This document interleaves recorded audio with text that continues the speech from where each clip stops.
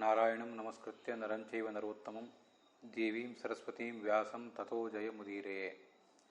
ಅಹೋ ದೇವರ್ಷಿರ್ಧನ್ಯೋಯಂ ಯಃ ಕೀರ್ತಿಂ ಶಾರ್ಗಧನ್ವನಃ ಗಾಯನ್ ಮಾಧ್ವ್ಯಾ ಗಿರಾತಂತ್ರ್ಯ ರಮಯತ್ಯಾತುರಂ ಜಗತ್. ಶ್ರೀ ಗುರುಭ್ಯೋ ನಮಃ. ಅಥಾತಃ ಭಾಗವತಸ್ಯ ಪ್ರಥಮಸ್ಕಂಧಸ್ಯ ಷಷ್ಠೇ ಅಧ್ಯಾಯೇ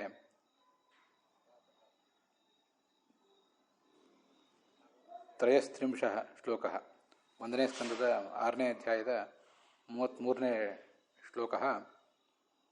ಅದ್ಯ ನಾರದಸ್ಯ ಕಥಾಂ ವಿವೃಣ್ವಾನಃ ವ್ಯಾಖ್ಯಾಸ್ಯತೆ. ನಾರದಃ ಯಹ ದಾಸೀಪುತ್ರತ್ವಂ ಆಪ ಸ ಚ ತಸ್ಮಿನ್ ಜನ್ಮನಿ ಕೇವಲಂ ಏಕವಾರಮೇವ ಭಗವಂತಂ ದೃಷ್ಟ್ವಾ ತೇನೈವ ಚ ಭಗವತಾ ಕಲ್ಪಾಂತರೆ ಜನ್ಮಾಂತರೆ ತ್ವಂ ಮಾಂ ಬಹುವಾರಂ ದ್ರಷ್ಟುಂ ಪ್ರಭವಸಿ. ಅಸ್ಮಿನ್ಸ್ತು ಜನ್ಮನಿ ಇದಮೇಕಮೇವ ದರ್ಶನಂ ಇತಿ ತೇನೈವ ಭಗವತಾ ಪ್ರೋಕ್ತಃ. ತಥಾ ಚ ಭಗವತಃ ನಾಮಾನಿ ಉಚ್ಚರನ್ ತಸ್ಯ ಚ ಕರ್ಮಾಣಿ ಸ್ಮರನ್ ಸಹ ಜೀವನಂ ಯಾಪಯಾಮಾಸ. ಮರಣಕಾಲಂ ಚ ಪ್ರತೀಕ್ಷಾಂ ಚಕ್ರೆ. ಮರಣಕಾಲಸ್ತು ಝಟಿತ್ಯೇವ ಕದಾಚಿತ್ ಆಜಗಾಮ.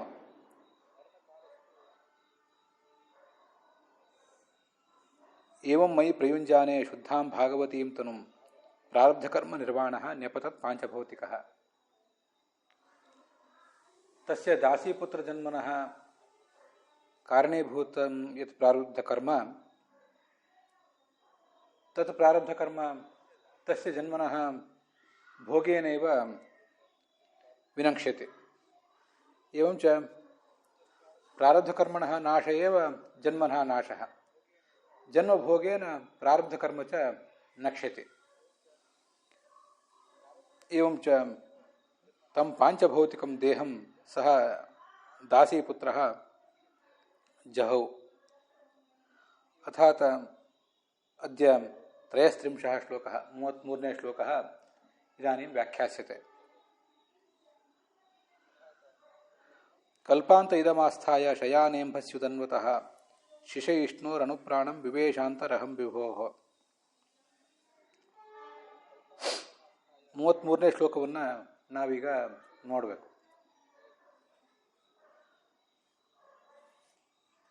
ಒಂದು ಕಲ್ಪ ಮುಗಿದ ಮೇಲೆ ನಾನು ಆ ಬ್ರಹ್ಮನ ಆ ಪರಮಾತ್ಮನ ಉದರವನ್ನು ಪ್ರವೇಶ ಮಾಡಿದೆ. ಈ ಜಗತ್ತೆಲ್ಲವನ್ನು ಕೂಡ ನುಂಗಿ ಪ್ರಳಯ ಕಾಲದಲ್ಲಿ ಮಲಗಿರ್ತಾನಲ್ಲ ಭಗವಂತ, ಅವನ ಉದರದೊಳಗೆ ನಾನು ಕೂಡ ಪ್ರವೇಶ ಮಾಡಿದೆ ಅಂತ ಹೇಳುವಂಥ ಶ್ಲೋಕ ಇದೆ. ಈ ಶ್ಲೋಕ ವಿವಿಧ ರೀತಿಯ ವ್ಯಾಖ್ಯಾನಗಳಿಗೆ ಅವಕಾಶ ಮಾಡಿಕೊಡುವಂಥದ್ದು. ಅದನ್ನು ಈಗ ಒಂದು ಬಾರಿ ಇಲ್ಲಿ ನೋಡೋಣ.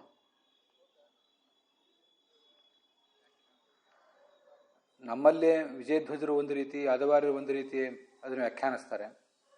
ಹಾಗಿರುವಾಗ ಬೇರೆ ವ್ಯಾಖ್ಯಾನಕಾರರು ಏನು ಹೇಳ್ತಾರೆ, ನಮ್ಮವ್ರು ಏನು ಹೇಳ್ತಾರೆ ಅಂತ ಅನ್ನೋದು ಎಲ್ಲವನ್ನು ಕೂಡ ಈಗ ಒಂದು ಬಾರಿ ನೋಡೋಣ. ಮೊದಲು ಶ್ರೀಧರರ ವ್ಯಾಖ್ಯಾನವನ್ನು ಗಮನಿಸೋಣ. ಇದಂ ತ್ರೈಲೋಕ್ಯಂ ಆದಾಯ ಉಪಸಂಹೃತ್ಯ. ಭಗವಂತ ಇದಂ ಅಂದರೆ ಈ 3 ಲೋಕವನ್ನು ಆದಾಯ ತನ್ನೊಳಗೆ ತೆಗೆದುಕೊಂಡು, ಉದನ್ವಾನ್ ಅಂದರೆ ಆ ಸಮುದ್ರ, ಅದರ ನೀರಿನಲ್ಲಿ ಶಯಾನೆ ಶ್ರೀನಾರಾಯಣೆ ಭಗವಂತ ಮಲಗಿದ್ದ. ಹಾಗೆ ಅವನು ಮಲಗಿದ್ದಾಗ, ಮಲಗಲಿಕ್ಕೆ ಅವನು ಬಯಸಿದಾಗ, ಆ ನಾರಾಯಣನಲ್ಲಿ ಈ ಚತುರ್ಮುಖ ಬ್ರಹ್ಮನು ಕೂಡ ಪ್ರವೇಶ ಮಾಡಲಿಕ್ಕೆ ಬಯಸಿದ. ಶಯಾನೆ ಶ್ರೀಮನ್ನಾರಾಯಣೆ. ಶಯಾನೆ ಅಂತನ್ನುವುದು ನಾರಾಯಣನಿಗೆ ಸಂಬಂಧಪಟ್ಟದ್ದು. ಅವನು ಮಲಗಿದಾಗ ಅವನೊಳಗೆ ಶಿಶಯಿಷು ಮಲಗಲಿಕ್ಕೆ ಬಯಸಿದವನು ಈ ವಿಭು ಅಂದರೆ ಚತುರ್ಮುಖ ಬ್ರಹ್ಮ. ಅವನ ಒಳಗೆ ನಾನು ಕೂಡ ಪ್ರವೇಶ ಮಾಡಿದೆ. ಹೇಗೆ ಪ್ರವೇಶ ಮಾಡಿದೆ ಅಂದರೆ ಅನುಪ್ರಾಣಂ, ಶ್ವಾಸೇನ ಸಹ, ನಿಶ್ವಾಸೇನ ಸಹ. ಉಸಿರಿನ ಜೊತೆಗೆ ಆ ಚತುರ್ಮುಖ ಬ್ರಹ್ಮನ ಒಳಗೆ ನಾನು ಹೋದೆ. ಚತುರ್ಮುಖ ಬ್ರಹ್ಮ ಪರಮಾತ್ಮನ ಒಳಗೆ ಹೋದ. ಇದು ಶ್ರೀಧರರು ಮಾಡುವಂಥ ವ್ಯಾಖ್ಯಾನ.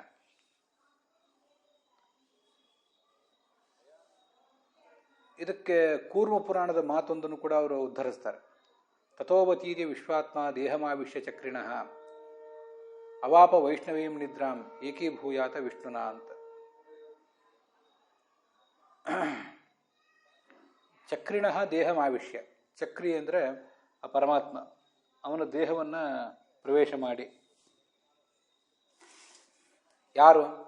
ಈ ವಿಶ್ವಾತ್ಮ, ಈ ಪರಮಾತ್ಮ. ಅವನು ಆ ಚಕ್ರಧಾರಿಯಾದಂಥ ಭಗವಂತನ ದೇಹದ ಒಳಗೆ ಪ್ರವೇಶ ಮಾಡಿದ. ದೇಹದ ಒಳಗೆ ಪ್ರವೇಶ ಮಾಡಿ ಅವಾಪ ವೈಷ್ಣವೀಂ ನಿದ್ರಾಂ, ಭಗವಂತ ನಿದ್ರೆ ಮಾಡುವಾಗ ಅವನ ಜೊತೆಗೆ ಇವನು ಕೂಡ ನಿದ್ರೆ ಮಾಡಿದ. ಏಕೀಭೂಯ ಅಥ ವಿಷ್ಣುನ, ವಿಷ್ಣುವಿನ ಜೊತೆಗೂಡಿ ಆ ನಿದ್ರೆ ಮಾಡಿಬಿಟ್ಟ ಅಂತ ಅಲ್ಲಿ ನಮಗೆ ಕಾಣಿಸುವಂಥ ಒಂದು ಉಕ್ತಿ ಕೂರ್ಮ ಪುರಾಣದ್ದು. ಶಯಾನೆ ಅಂಬಸಿ ಅಂತ ಈಗ ನಾವು ಪಾಠ ಇದೆಯಲ್ಲ, ಈಗ ಕೆಲವು ಕಡೆ ಸ್ವಾಯನೆ ಅಂಬಸಿ ಅಂತಿದೆ. ಸ್ವಾಯನೆ ಅಂದರೆ ಸ್ವಸ್ಯ ಅಯನೆ, ತನಗೆ ಆಶ್ರಯವಾದಂತಹ ನೀರಿನಲ್ಲಿ ಅಂತ ಹೀಗೆ ಕೂಡ ಒಂದು ಪಾಠ ಇದ್ದಂತೆ ಕಾಣಿಸ್ತದೆ. ಶಿಶೈಚೋ ಬ್ರಹ್ಮಣ ಇತಿ ಶ್ರೀನಾರಾಯಣೇನ ಅಭೇದ ವಿವಕ್ಷಯ ಉಕ್ತಮಿತ್ಯವಗಂತವ್ಯಂ. ಇದಿಷ್ಟು ಶ್ರೀಧರ್ ಮಾಡಿ ತೋರಿಸುವಂಥ ವ್ಯಾಖ್ಯಾನ. ಇನ್ನು ಮುಂದೆ ಇದಕ್ಕೆ ವಿಜಯಧ್ವಜರು, ಇದಕ್ಕೆ ವೀರರಾಘವರು ಏನು ವ್ಯಾಖ್ಯಾನ ಮಾಡಿದ್ದಾರೆ ಅಂತ ಅನ್ನೋದನ್ನು ಗಮನಿಸೋಣ.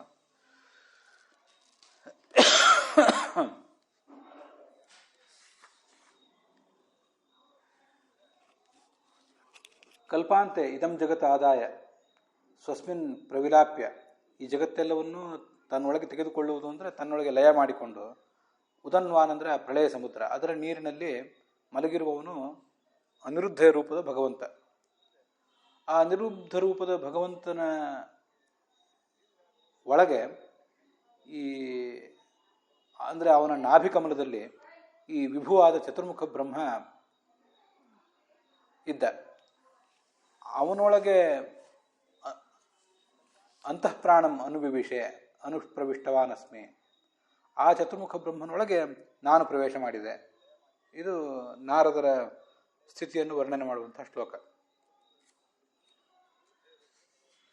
ಮುಂದೆ ರಾಧಾಕೃಷ್ಣರ ವ್ಯಾಖ್ಯಾನ ಇದಕ್ಕಿಂತ ಭಿನ್ನವಾಗೇನಿರೋದಿಲ್ಲ. ಕಲ್ಪಾಂತೆ ಪ್ರಳಯೇ ಇದಂ ಏತತ್ ತ್ರೈಲೋಕ್ಯಮಾದಾಯ ಉಪಸಂಹೃತ್ಯ ಶಯಾನೇ ಶ್ರೀಮನ್ನಾರಾಯಣೆ, ಆ ನಾರಾಯಣನಲ್ಲಿ ಮಲಗಲಿಕ್ಕೆ ಬಯಸಿದವನು ವಿಭುವಾದ ಬ್ರಹ್ಮ. ಅವನ್ಯಾಕೆ ವಿಭುವಾದ ಬ್ರಹ್ಮ ಅಂದರೆ ವ್ಯಾಪಕನಾದ ಬ್ರಹ್ಮ. ಚತುರ್ಮುಖ ಬ್ರಹ್ಮ ತನ್ನ ಶಕ್ತಿಯಿಂದ ಎಲ್ಲ ಕಡೆ ವ್ಯಾಪಿಸಿರ್ತಾನೆ. ವಿಭು ಅಂದರೆ ವ್ಯಾಪಕ ಅಥವಾ ಸಮರ್ಥ ಅಂತ ಅರ್ಥ. ಇವರೆಲ್ಲ ಇಲ್ಲಿ ವ್ಯಾಪಕ ಅನ್ನೋ ಅರ್ಥವನ್ನು ಇಟ್ಕೊಂಡಿದ್ದಾರೆ. ಆ ರಾಧಾಕೃಷ್ಣರ ವ್ಯಾಖ್ಯಾನ ಹೆಚ್ಚು ಕಡಿಮೆ ಶ್ರೀಧರರ ವ್ಯಾಖ್ಯಾನವನ್ನೇ ಅವಲಂಬಿಸಿರ್ತದೆ. ಇಲ್ಲಿ ವಿಭು ಅಂತ ಏನು ಈ ಭಾಗವತದಲ್ಲಿ ಇದೆಯಲ್ಲ, ಇದನ್ನು ಕೂರ್ಮ ಪುರಾಣದ ಮಾತು ವಿಶ್ವಾತ್ಮ ಎಂಬ ಶಬ್ದದಿಂದ ಹೇಳಿದೆ. ಚತುರ್ಮುಖ ಬ್ರಹ್ಮ ವಿಶ್ವಾತ್ಮ ಆಗಿದ್ದ, ಜಗತ್ತೆಲ್ಲವನ್ನು ಅವನು ತನ್ನ ಶಕ್ತಿಯಿಂದ ವ್ಯಾಪಿಸಿದ್ದಾನೆ. ಹೀಗೆ ವಿಭು ಮತ್ತು ವಿಶ್ವಾತ್ಮ ಎಂಬ ಎರಡು ಶಬ್ದಗಳಿಗೆ ಏಕಾರ್ಥತೆ ಇದೆ ಅಂತ ನಾವು ತಿಳ್ಕೊಳ್ಬೇಕು. ಇದಿಷ್ಟು ಈ ಮೂರು ವ್ಯಾಖ್ಯಾನಗಳ ಕ್ರಮವನ್ನು ನಾವು ನೋಡಿದ್ದಾಯಿತು. ಇನ್ನು ಮುಂದೆ ಯಾದವಾರ್ಯರು ಮತ್ತು ಅದಕ್ಕಿಂತ ಮುಂಚೆ ವಿಜಯಧ್ವಜರು ಏನು ವ್ಯಾಖ್ಯಾನ ಮಾಡ್ತಾರೆ ಅಂತ ಅನ್ನೋದನ್ನು ಕೂಡ ನಾವು ಗಮನಿಸಬೇಕು.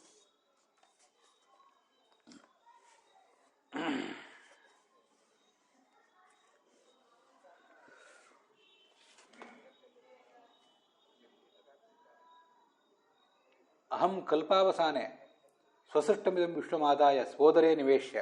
ಭಗವಂತ ತಾನು ಸೃಷ್ಟಿಸಿದ ಈ ಜಗತ್ತನ್ನು ತನ್ನ ಹೊಟ್ಟೆಯೊಳಗೆ ಇಟ್ಕೊಳ್ತಾನೆ. ಇಟ್ಕೊಂಡು ಉದನ್ವತಃ ಅಂಬಸಿ ಶೇಷ ಪರ್ಯಂಕೇ ಶಯಾನೇ ಹರವು, ಆ ಸಾಗರದ ನೀರಿನಲ್ಲಿ, ಪ್ರಳಯ ಕಾಲದ ಸಾಗರದ ನೀರಿನಲ್ಲಿ ಶೇಷನ ಪರ್ಯಂಕದ ಮೇಲೆ ಈ ಭಗವಂತ ಮಲಗುತ್ತಾನೆ. ಅವನೊಳಗೆ ಮಲಗಲಿಕ್ಕೆ ಇಚ್ಛೆ ಪಡುವವನು ಈ ಚತುರ್ಮುಖ ಬ್ರಹ್ಮ.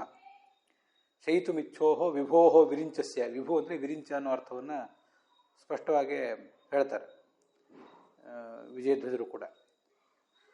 ಅಂತಹ ಅನುಪ್ರಾಣಂ ಅಂತರ್ಗಚ್ಛ ಶ್ವಾಸಮನು, ಅವನೊಳಗೆ ಶ್ವಾಸದ ಮೂಲಕ ನಾನು ಪ್ರವೇಶ ಮಾಡಿದೆ. ವಿಷ್ಣುವಿನೊಳಗೆ ಚತುರ್ಮುಖ ಬ್ರಹ್ಮ ಹೊರಟಿದ್ದ, ಅವನೊಳಗೆ ಆ ಚತುರ್ಮುಖ ಬ್ರಹ್ಮನ ಶ್ವಾಸದ ಮೂಲಕ ನಾನು ಹೋದೆ. ಅಂತರ್ಗಚ್ಛ ಶ್ವಾಸಮನು ಅಂತ ಹೀಗದರ ಅರ್ಥ.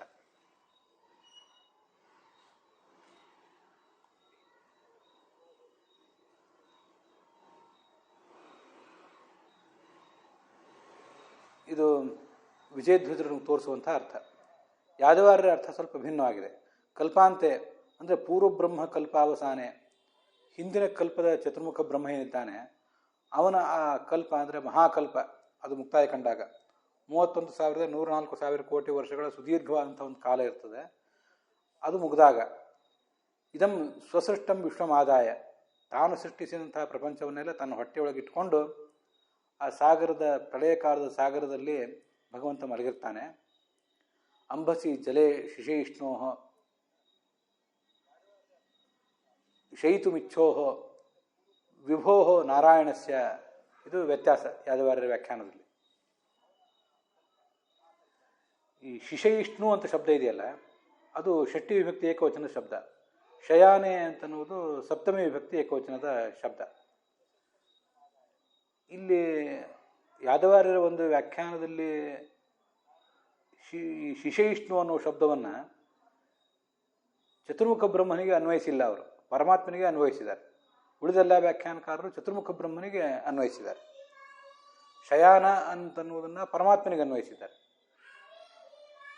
ಆ ಪರಮಾತ್ಮನಿಗೆ ಶಯಾನ ಅಂತನ್ನೋದನ್ನು ಅನುಸರಿಸಿ ಮಾಡಿ ಆ ಮಲಗಿರುವಂಥ ಪರಮಾತ್ಮನ ಉದಯರದೊಳಗೆ ಈ ಚತುರ್ಮುಖ ಬ್ರಹ್ಮ ಪ್ರವೇಶ ಮಾಡಲಿಕ್ಕೆ ಹೋದ, ಅವನೊಳಗೆ ಈ ನಾರದನು ಕೂಡ ಹೋದ ಅಂತ ಮಾಡಿದ್ದಾರೆ. ಆದರೆ ಯಾದವಾರ್ಯರ ವ್ಯಾಖ್ಯಾನದಲ್ಲಿ ಶಿಶಯಿಷ್ಣು ಅನ್ನೋ ಷಷ್ಠಿ ವಿಭಕ್ತಿ ಏಕವಚನವನ್ನು ಕೂಡ ವಿಭು ಅಂತೇನಿದಿಲ್ಲ, ವಿಭು ಅಂದರೆ ನಾರಾಯಣಸ್ಯ, ವಿಭೋಹ ನಾರಾಯಣಸ್ಯ, ವಿಭೋಹ ವಿರಿಂಚಸ್ಯ ಅಂತ ಅರ್ಥ ಮಾಡಿಲ್ಲ ಅವರು.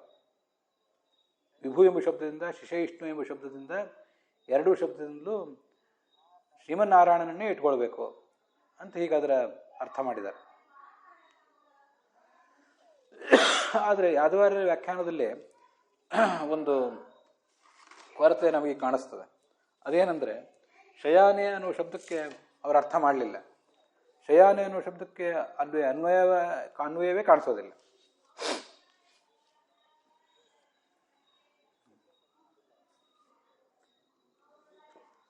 ಆ ಶಬ್ದವನ್ನೇ ಅವರು ತಗೊಂಡಿಲ್ಲ ಅಂತನ್ನೋದು ಯಾಕೆ, ಅದೇನು ಬಿಟ್ಟು ಹೋಗಿದೆಯಾ, ಅದ್ರ ಬಗ್ಗೆ ಮತ್ತಷ್ಟು ಯಾರು ಜಿಜ್ಞಾಸೆ ನಡೆಸಬೇಕಷ್ಟೆ. ಅದು ಹೊರತು ಬೇರೆ ಮಾರ್ಗ ಅಲ್ಲಿ ಕಾಣಿಸೋದಿಲ್ಲ. ನಮ್ಮ ಗುರುಗಳಾದ ಹಯೋಧನ ಪುರಾಣಿಕಾಚಾರ್ಯರು ಕೂಡ ಈ ವಿಜಯಧ್ವಜರು ಮಾಡಿದಂಥ ವ್ಯಾಖ್ಯಾನವನ್ನು ಅನುಸರಿಸಿದ್ದಾರೆ.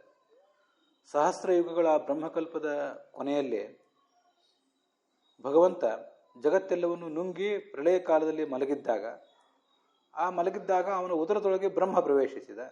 ಆ ಬ್ರಹ್ಮನ ಉದರವನ್ನು ನಾನು ಹೊಕ್ಕೆ ಅಂತ ಹೀಗೆ ಅವರು ಅನುವಾದ ಮಾಡಿದ್ದಾರೆ. ಅದು ವಿಜಯಧ್ವಜರು ತೋರಿಸಿದಂಥ ಅರ್ಥವೇ ಹೊರತು ಅದಕ್ಕೆ ಯಾದವಾರ್ಯರ ವ್ಯಾಖ್ಯಾನವನ್ನು ಅವರು ಅನುಸರಿಸಿಲ್ಲ.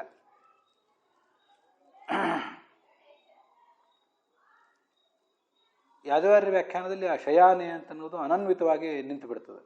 ಅದೊಂದನ್ನು ವಿದ್ವಾಂಸರು ವಿಚಾರ ಮಾಡಬೇಕಷ್ಟೆ. ಅದಿರಲಿ, ಯಾದವಾರ್ಯರ ವ್ಯಾಖ್ಯಾನದಲ್ಲಿ ಮುಂದೇನಿದೆ ಅಂತನ್ನೋದನ್ನು ನೋಡೋಣ. ಜಲೇ ಶಿಶಯಿಷ್ಣು, ಮಲಗಲು ಬಯಸಿದಂಥ ವಿಭುವಾದ ನಾರಾಯಣನ ಒಳಗೆ ಅಂತಹ ಅನುಪ್ರಾಣಂ ಅಂದರೆ ಮುಖ್ಯಪ್ರಾಣ ಪ್ರವೇಶದ್ವಾರ ಪ್ರವಿಷ್ಟವಾನಸ್ವೇ. ನಾನು ಆ ಪರಮಾತ್ಮನೊಳಗೆ ಪ್ರವೇಶ ಮಾಡಿದೆ. ಹೇಗೆ ಪ್ರವೇಶ ಮಾಡಿದೆ ಅಂದರೆ ಅನುಪ್ರಾಣಂ ಅಂತ ಶಬ್ದ ಇದೆಯಲ್ಲ ಮೂಲದಲ್ಲಿ, ಆ ಅನುಪ್ರಾಣಂ ಎಂಬ ಶಬ್ದ ಮುಖ್ಯಪ್ರಾಣನ ಜೊತೆಗೆ ನಾನು ಪ್ರವೇಶ ಮಾಡಿದೆ ಅಂತ ನಾರದ ಹೇಳುವುದನ್ನು ವ್ಯಾಖ್ಯಾನಿಸ್ತದೆ. ಹೀಗೆ ಅನುಪ್ರಾಣಂ ಅಂತನ್ನುವುದು ಮುಖ್ಯಪ್ರಾಣನ ಜೊತೆಗೆ ಅಂತ ಅರ್ಥವನ್ನು ನಾವು ಇಟ್ಕೊಳ್ಬೇಕು, ಅಥವಾ ಈ ಶ್ವಾಸದ ಜೊತೆಗೆ ಅಂತ ಅರ್ಥ ಇಟ್ಕೊಳ್ಬೇಕು. ಅದೊಂದು ಗೊಂದಲದಲ್ಲೇ ಉಳಿತದೆ. ಆ ಗೊಂದಲವನ್ನು ನಾವು ಸದ್ಯ ಬಗೆಹರಿಸ್ಕೊಳ್ಳೋದು ಕಷ್ಟ. ಮತ್ತೆ ಚತುರ್ಮುಖ ಬ್ರಹ್ಮನ ಒಳಗೆ ಪ್ರವೇಶ ಮಾಡಿದನೋ ಅಥವಾ ಮುಖ್ಯ ಪ್ರಾಣನೊಳಗೆ ಪ್ರವೇಶ ಮಾಡಿದ್ನೋ ಅಂತನ್ನುವುದನ್ನು ಕೂಡ ಈ ಹಂತದಲ್ಲಿ ನಾವು ಪರಿಹರಿಸ್ಕೊಳ್ಳೋದು ಸ್ವಲ್ಪ ಕಷ್ಟವೇ. ವಿಭು ಅಂತ ಶಬ್ದ ಇದೆಯಲ್ಲ, ವಿಭು ಎಂಬ ಶಬ್ದದಿಂದ ಪರಮಾತ್ಮನನ್ನು ಇಟ್ಕೋಬಹುದು, ಚತುರ್ಮುಖ ಬ್ರಹ್ಮನನ್ನು ಇಟ್ಕೋಬಹುದು. ವಿಭು ಅಂದರೆ ಸಮರ್ಥ, ವ್ಯಾಪಕ ಅಂತ ಇಷ್ಟೇ ಅರ್ಥ. ಭಾಗವತ ಅಷ್ಟು ಸಂಕೀರ್ಣವಾದ, ಪರಮಾತ್ಮನಿಗೂ ಸಲ್ಲುವ ಚತುರ್ಮುಖ ಬ್ರಹ್ಮನಿಗೂ ಸಲ್ಲುವಂಥ ಶಬ್ದವನ್ನು ಯಾಕೆ ಇಟ್ಕೊಳ್ತು? ಚತುರ್ಮುಖ ಬ್ರಹ್ಮನನ್ನೇ ಹೇಳುವ ವಿಚಾರ ಅದಕ್ಕಿದ್ರೆ, ಅರ್ಥಾತ್ ಸಾಗರದಲ್ಲಿ ಭಗವಂತ ಮಲಗಿದ್ದ, ಅವನೊಳಗೆ ಚತುರ್ಮುಖ ಬ್ರಹ್ಮ ಪ್ರವೇಶ ಮಾಡಿದ, ಅವನೊಳಗೆ ಈ ನಾರದ ಪ್ರವೇಶ ಮಾಡಿದ ಅಂತ ಹೇಳುವ ವಿಚಾರ ಅದಕ್ಕಿದ್ರೆ, ಅದು ಆ ಚತುರ್ಮುಖ ಬ್ರಹ್ಮನನ್ನು ಹೇಳುವಂಥ ಒಂದು ಶಬ್ದವನ್ನು ಹೇಳ್ತಿತ್ತಲ್ಲ, ಹೇಳಲಿಲ್ಲ ಯಾಕೆ ಅಂತನ್ನೋದು ಒಂದು ಗೊಂದಲವಾಗಿ ಉಳಿತದೆ. ಆಚಾರ್ಯ ಇದಕ್ಕೆ ಭಾಗವತ ತಾತ್ಪರ್ಯ ಬರೋದಿಲ್ಲ ಅಂತನ್ನುವುದು ಮತ್ತೊಂದು ಸಮಸ್ಯೆ. ಅವರೇನಾದ್ರೂ ಇದಕ್ಕೆ ಬರೆದು ಬಿಟ್ಟಿದ್ರೆ ಮತ್ತಷ್ಟು ಅನುಕೂಲ ಆಗ್ತಿತ್ತು, ಬರೋದಿಲ್ಲ. ಮತ್ತೆ ಈ ಒಂದು ಮಹಾಪ್ರಳಯ ಏನಾಗಿದೆಯಲ್ಲ, ಮಹಾಪ್ರಳಯ ಸಂದರ್ಭದಲ್ಲಿ ನಾರದನಂತ ಒಬ್ಬ ದೊಡ್ಡ ದೇವತೆಯೂ ಹೌದು, ಅವನು ಋಷಿಯೂ ಹೌದು. ಆತ ಚತುರ್ಮುಖ ಬ್ರಹ್ಮನ ಜೊತೆಗೆ ಪರಮಾತ್ಮನ ಉದರದಲ್ಲಿ ಹೋಗಿಬಿಡ್ತಾನೋ, ಅಥವಾ ಮುಖ್ಯ ಪ್ರಾಣನ ಜೊತೆಗೂಡಿ ಪರಮಾತ್ಮನ ಹೃದಯದಲ್ಲಿ ಹೋಗ್ತಾನೋ ಅಂತನ್ನೋದು ನಮಗೆ ಇನ್ನೂ ಕೂಡ ಸ್ವಲ್ಪ ಸಮಸ್ಯೆಯಾಗಿ ಉಳಿದಿದೆ. 4ನೇ ಅಧ್ಯಾಯದಲ್ಲಿ 3ನೇ ಪಾದ ಹೊಂದಿದೆ, ಮಾರ್ಗಪಾದ ಅಂತ. ಎಲ್ಲ ದೇವತೆಗಳು ಹೇಗೆ ಒಳಗೆ ಪ್ರವೇಶ ಮಾಡ್ತಾರೆ ಅಂತ ತೋರಿಸುವಂಥ ಒಂದು ಪಾದ ಅದು. ಪ್ರಳಯ ಕಾಲದಲ್ಲಿ ದೇವತೆಗಳು ಹೋಗಿ ಸೇರುವ ವಿಚಾರವನ್ನು, ದೇವತೆಗಳು ಎಲ್ಲೆಲ್ಲಿ ಹೋಗಿ ಸೇರ್ತಾರೆ, ಹೇಗೆ ಸೇರ್ತಾರೆ ಅಂತ ತೋರಿಸುವಂಥ ವಿಚಾರ. ಕೆಲವರು ಪರಮಾತ್ಮನನ್ನು ಹೋಗಿ ತಲುಪ್ತಾರೆ, ಕೆಲವರು ಬ್ರಹ್ಮನನ್ನು ಹೋಗಿ ತಲುಪ್ತಾರೆ ಅಂತ ಹೀಗೇನು ಬೇರೆ ಬೇರೆ ಶಬ್ದಗಳಿವೆ. ಅದಕ್ಕೆ ವ್ಯಾಸರ ಅಭಿಪ್ರಾಯ ಒಂದಿದೆ, ಅವರ ಶಿಷ್ಯರ ಅಭಿಪ್ರಾಯ ಮತ್ತೊಂದಿದೆ. ಅದಕ್ಕಲ್ಲೊಂದು ಸಮನ್ವಯವನ್ನು ಕೂಡ ಮಾಡಿ ತೋರಿಸಿದ್ದಾರೆ. ಪ್ರತೀಕಾಲಂಬನ ದೇವತೆಗಳು, ಅಪ್ರತೀಕಾಲಂಬನ ದೇವತೆಗಳು ಅಂತ ಹೀಗೆ. ಪ್ರತೀಕ ಅಂದರೆ ದೇಹ, ದೇಹದಲ್ಲೇ ಭಗವಂತನನ್ನು ಕಾಣುವವರು ಕೆಲವರು, ದೇಹದ ಹೊರಗೂ ಕೂಡ ಭಗವಂತನನ್ನು ಕಾಣಬಲ್ಲಂಥವರು ಇನ್ನು ಕೆಲವರು. ಹೀಗೆ ನಾನಾ ಥರದ ಯೋಗ್ಯತೆ ಇರುವಂಥ ಸಾಧಕರಿರ್ತಾರೆ. ಅದರಲ್ಲಿ ಕೆಲವರು ಈ ಮುಖ್ಯ ಪ್ರಾಣನ ಮೂಲಕ, ಚತುರ್ಮುಖ ಬ್ರಹ್ಮನ ಮೂಲಕ ಪರಮಾತ್ಮನ ಹೃದಯದಲ್ಲಿ ಪರಮಾತ್ಮನೊಳಗೆ ಸೇರ್ತಾರೆ. ಕೆಲವರು ಆ ಪರಮಾತ್ಮನೊಳಗೆ ಸೇರ್ತಾರೆ ಅಂತೂ ಹೀಗೆಲ್ಲ ಅನೇಕ ವಿಷಯಗಳು ಅಲ್ಲಿ ಬಂದಿವೆ. ಅದನ್ನು ನಾನು ಈಗೇನು ಹೇಳಲಿಕ್ಕೆ ಅಪೇಕ್ಷೆ ಪಟ್ಟಿಲ್ಲ. ಬ್ರಹ್ಮಸೂತ್ರ ಭಾಷ್ಯದ ಆ 4ನೇ ಅಧ್ಯಾಯದ 3ನೇ ಪಾದ ಅಥವಾ ಅನುವ್ಯಾಖ್ಯಾನದ 4ನೇ ಅಧ್ಯಾಯದ 3ನೇ ಪಾದ ಯಾವುದನ್ನಾದ್ರೂ ತೊಗೊಂಡು ಈಗ ಏನು ಹೇಳಿದರೂ ಕೂಡ ಸದ್ಯದ ಹಂತದಲ್ಲಿ ಅದು ತೀರ್ಮಾನ ಆಗೋದಿಲ್ಲ. ನಾನು ಇದ್ರ ಬಗ್ಗೆ ವಿದ್ವಾಂಸರ ಜೊತೆ ಸಮಾಲೋಚಿಸಿದೆ, ಆದರೆ ಅದು ಈಗ ಸದ್ಯ ನಮಗೆ ತೀರ್ಮಾನ ಆಗೋದಿಲ್ಲ. ಅದ್ರ ಬಗ್ಗೆ ನಾವು ಮತ್ತಷ್ಟು ವಿಚಾರಗಳನ್ನು ಇನ್ನೂ ಮಾಡಬೇಕಾಗಿದೆ.